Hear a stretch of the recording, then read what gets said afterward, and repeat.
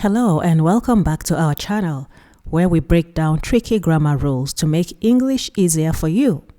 Today we are going to tackle two words that often confuse people, been and being.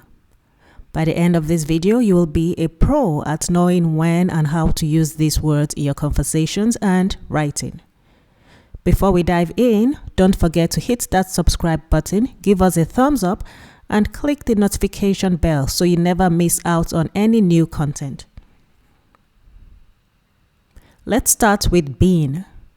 This word is the past participle of the verb be. It's always used with helping verbs like have, has, or had. So remember, you only see been after these auxiliary verbs. Here are examples of how been is used. I have been doing my homework.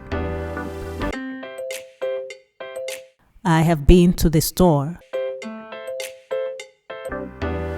She has been working all day. They had been waiting for an hour.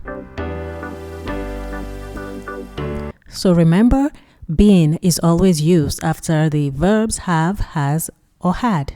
Is this correct? They've been waiting for an hour. No, it's not. Been is always paired with the verb have, has, or had. They have been waiting for an hour is correct. Now let's move on to being. Being is the present participle of the verb be.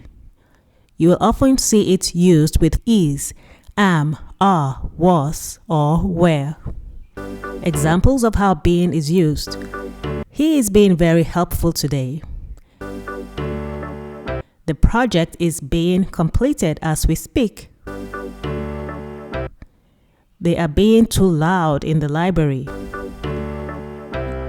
So the key points for being are: being is used with is, am, are, was, or were.